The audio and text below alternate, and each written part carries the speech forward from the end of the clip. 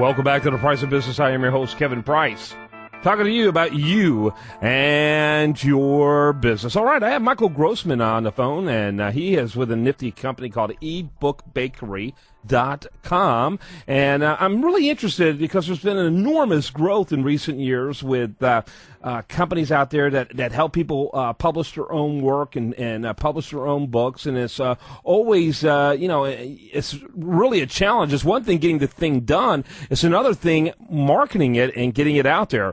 But I'm going to talk a little bit about this particular company because I know there's a book inside of almost everyone. I've written about a dozen over the last 20 years, and I think everyone has a book in them, but they just let it sit there and wilt away. And here's an opportunity to learn about how to actually do something with that creative idea you have. Michael, welcome to the program. Well, thank you so much. It's nice to be on, Kevin. Real quickly, if you're in an elevator with someone, give us your non-stuck in the elevator version of your elevator speech. Well, I guess what I would say is that there's a huge opportunity for people to get that book out of them and get it published these days. The e-books and e-book readers and the use of them have just exploded. And at the same time, they've made it available for people to self-publish and given self-publish a new credibility that really opens the door.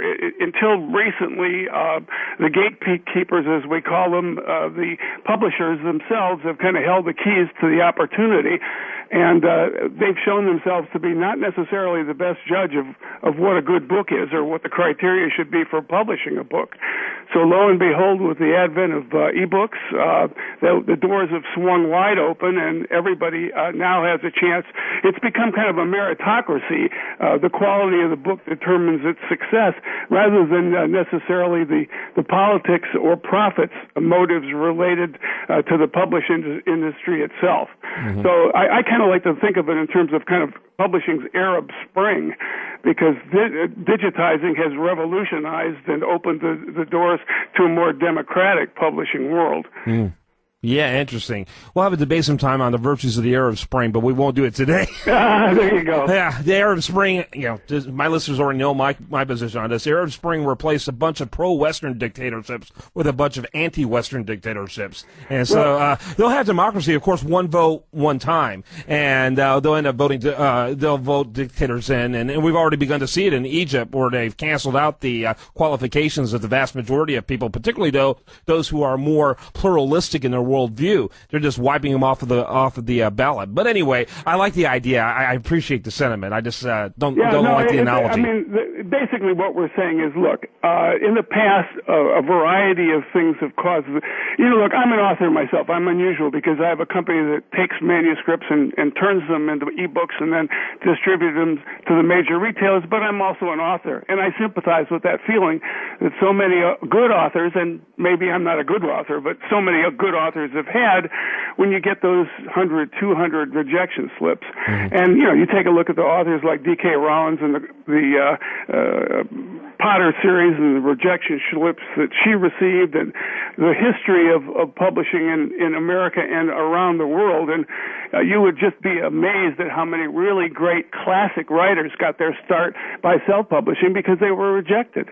Yeah, I think of Canfield, Chicken Soup for the Soul. Well, exactly. Yeah, I mean, ended up becoming one of the greatest bestsellers of all time. He got rejected God knows how many times. He went out there and marketed the heck out of it, and eventually the big publishers were begging for that book. But let me ask you, how do you do that? The marketing part, is great. For example, I'm looking at your website. The prices look very competitive.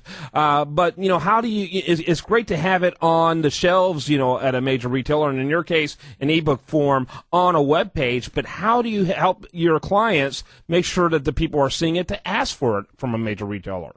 Well, that's an interesting point, and I spend a lot of time with our authors letting them know right up front that the fact that you had an opportunity to publish your book doesn't mean anybody's going to read it, and it certainly doesn't mean you're going to get, you can start heading to the bank.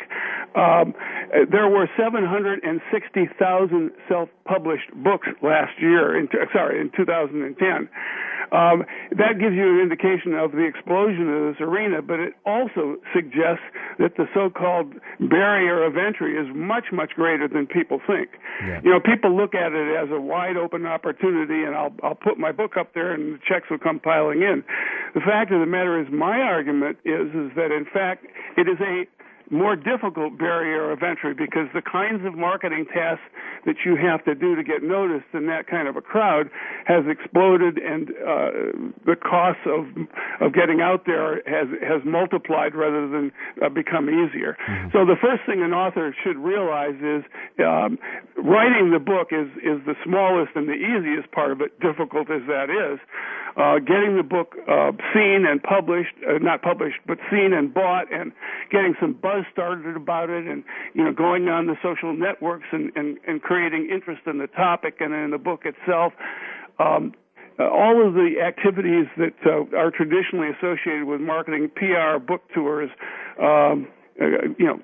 calling on libraries, all of the different aspects are really greater when you're dealing with that kind of competition. So the first thing an author needs to realize is, yes, the good news is you don't have to bet the farm to get published. It's very inexpensive. The bad news is that the marketing work has multiplied. Yeah, and it's become much more competitive. There's more books out there than any time in the history of the world because it's become so easy to get it out there. Love for people to check it out, ebookbakery.com. I love that name, ebookbakery.com. You can see a lot about the distribution, the various prices, different resources you've got available. I encourage people to check it out. I encourage people to get more information about it. How many books do you have at eBook Bakery that you guys have handled? We are a relatively new company, so we're probably talking about under 50 at this point. The industry, as you indicated when we started talking, has exploded. They are predicting that by 2014, half, in other words, one of every two books sold will be an ebook. And it's already moving in their direction very rapidly. Very rapidly. So, companies like ours are really responding to a tremendous increase in demand. And frankly, in my opinion, reading a book on an ebook reader is just a whole lot better. It is. I agree. I do it all the time. All right. The eBook Bakery is what it's called, ebookbakery.com. Michael Grossman, my guest. Make sure you check him out. Thanks for being with us. Thank you so much, Kevin. I appreciate it. You bet. Also want to do a shout-out over there at usdailyreview.com. Interesting story there. We hear about these tax incentives to attract businesses to states, but do they work? Check that out over there at usdailyreview.com. One of the featured stories this evening. I'm Kevin Price. More after this.